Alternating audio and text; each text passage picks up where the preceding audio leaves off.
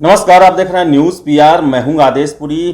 पिछले दिनों खबर चली कि झारखंड में छठी लोक सेवा आयोग का परीक्षा के परिणाम को रद्द कर दिया गया और साथ ही साथ कोर्ट ने यह भी कहा कि 8 सप्ताह के अंदर में फिर से रिजल्ट को सही करके आप जारी करें। इसके साथ ही साथ कोर्ट ने यह भी कहा कि जो भी दोषी हैं उनकी पहचान की जाए और उनको दंडित भी किया जाए। लेकिन आपको बता दें कि रिजल्ट जो है पिछले साल अप्रैल में ही आया था। अप्रैल 2020 में ही घोषित कर दिया गया था और ऐसे में बहुत सारे विभागों में और लगभग सारे विभागों में ट्रेनिंग शुरू हो गई थी। 10 माह से ट्रेनिंग चल रहा था, चाहे वो एसडीएम हो, डीएसपी हो, सेल टैक्स ऑफिसर हो, शिक्षा पदाधिकारी हो। और ऐसे में वो 326 कैंडिडेट अब बहुत परेशान हो गए हैं। परेशान होना स्वाभाविक भी है क्योंकि वो पिछले 1 सालों से अधिकारी बने हुए हैं, वेतन ले रहे हैं, ट्रेनिंग कर रहे हैं और ऐसे में एकाएक कोर्ट का फैसला आता है और उन्हें नौकरी से बाहर कर दिया जाता है। कितने छात्र जो हैं जो कि पहले से ऑलरेडी किसी जॉब में थे, बीपीएससी जेपीएससी के कारण उन्होंने अपने उस जॉब को छोड़ा और इसमें आके ज्वाइनिंग की। कितने जो थे जो दूसरे झारखंड के ही सर्विस में थे, उन्होंने त्यागपत्र दिया और इसमें ज्वाइनिंग दिया। अब वो छात्र जो हैं वो अब परेशान हो गए हैं। उनका कहना है कि अब हम कहाँ जाएंगे। आपको हमने प्रभात खबर से ये खबर लिया है, उसमें कुछ केस स्टडी है जिसमें बताया गया है कि छात्रों के सामने जो अधिकारी हैं, अब छात्र तो नहीं रहते, अगर अधिकारी हैं उनके सामने अब कैसी समस्याएं आ रही है। केस स्टडी में दिया है कि राघवेंद्र कुमार पूर्व में रांची सचिवालय में सहायक प्रशाखा पदाधिकारी के पद पर थे। 2020 में छठी जेपीएससी में सफल होने के बाद 10 माह की ट्रेनिंग के दौरान उनकी नियुक्ति सेल टैक्स ऑफिस जमशेदपुर में हुई। राघवेंद्र कहते हैं कि जेपीएससी के लक्ष्य मानकर कई वर्षों तक लगातार पढ़ाई में जुटा रहा। पीटी के बाद मेंस में शामिल हुआ, इंटरव्यू में सफल हुए। अब अभ्यर्थी न्यायालय का दरवाजा खटखटाएंगे ताकि कोर्ट बता सके कि इस पूरी प्रक्रिया में उनकी क्या गलती थी। वही दूसरी स्टडी है रांची के सामलोंग की सी इंदवार इन दिनों डीसी ऑफिस हजारीबाग में नियुक्त हैं। वे कहती हैं कि उन्होंने शुरू से ही जेपीएससी को लक्ष्य बनाया। उनकी तैयारी ग्रेजुएशन के समय से ही शुरू हो गई थी। अपने पहले ही अटेम्प्ट में इसमें सफल रही। छठी जेपीएससी की घोषणा के बाद से ही तैयारी में जुट गई। पीटी 2016 में हुआ, इसमें वो सफल रही, मेंस क्लियर की। अब हाई कोर्ट के निर्णय से आहत हूँ। उन्होंने कहा कि अन्य अभ्यर्थियों के साथ हाई कोर्ट में न्याय के लिए अपील करूंगी। हम माननीय हाई कोर्ट को बताएंगे कि परीक्षा प्रक्रिया में हमारी कोई गलती नहीं है। वही तीसरी स्टडी है जिसमें है विशाल पांडे हैं जो कि बीटेक करने के बाद पुणे की एक निजी कंपनी में नौकरी अच्छे पैकेज पर कार्यरत थे। 2015 में परीक्षा की घोषणा के बाद राज्य कैडर की सर्विस में आना चाहते थे। दिन रात की तैयारी की और ये भी सिलेक्ट हुए। उसी तरह प्रशांत हेम्ब्रम हैं जिन्होंने दरोगा की नौकरी अपनी छोड़ के वो जेपीएससी में शामिल हुए थे। और इन छात्रों का कहना है कि आखिर हमारी क्या गलती है। आयोग ने गलती की, हमने अपने पिछले नौकरियों को छोड़ा और जेपीएससी में ज्वाइन कर दिए और हमारे रिजल्ट को अब रद्द कर दिया जाता है। तो हमारी क्या गलती है। और इन छात्रों का ये भी अपना सफाई देना चाहते हैं क्योंकि झारखंड के परीक्षा जो है वो काफ़ी विवादास्पद रहे हैं। हम आपको हमेशा बताते हैं कि पहली, दूसरी और तीसरी जेपीएससी जो है उस पर सीबीआई जांच बैठी हुई है और पहले और दूसरे पर चार्जशीट भी दायर हो चुका है और 55 अधिकारियों को दोषी पाया गया है कि वो गलत तरीके से परीक्षा में पास हुए हैं। हालांकि आयोग के भी अधिकारी और कर्मचारी इसमें संलिप्त रहे हैं, लेकिन छात्रों ने भी गलती की है।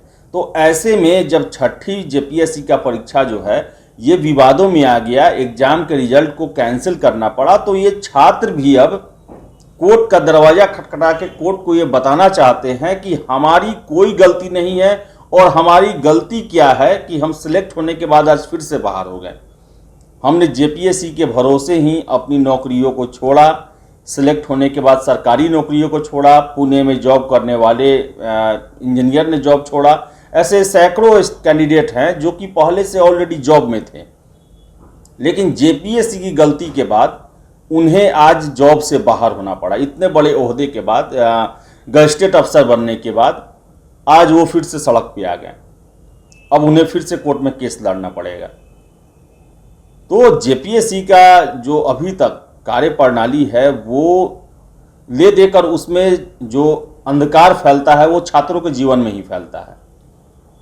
क्योंकि अगर हम बात करें पहली, दूसरी और तीसरी जेपीएससी की, तो पहली में 55 के, पहली और दूसरी के 55 जो अधिकारी हैं वो अभी उनको बाहर कर दिया गया है। उनको अपने सैलरी के लिए भी कोर्ट जाना पड़ा और हो सकता है कि उन्हें नौकरी से निकाला जाए, क्योंकि और 12-17 साल से वो नौकरी कर रहे हैं।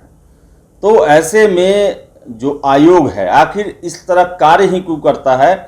जरूरत ये है, जो इन छात्रों का परिस्थितियां देखने के बाद जो है यही निष्कर्ष निकलता है कि सरकार को या कोर्ट को अब जेपीएससी पर ही कड़ी कार्रवाई करनी पड़ेगी कि आखिर जेपीएससी ऐसी गलती क्यों करता है। आप ही देखिए, छठी जेपीएससी का जो परीक्षा हुआ उसमें विज्ञापन जो होता है वही एक तरह से कहें तो उसका संविधान होता है जिसके अनुसार वो बहाली होती है, और उसमें कदम कदम पर छेड़छाड़ की गई है। चाहे आरक्षण हो, चाहे रिजल्ट का अनुपात हो, चाहे नंबर जो ऐड करने का बात हो उसको लेकर, सभी जगहों पर जो है वो छेड़छाड़ की गई है।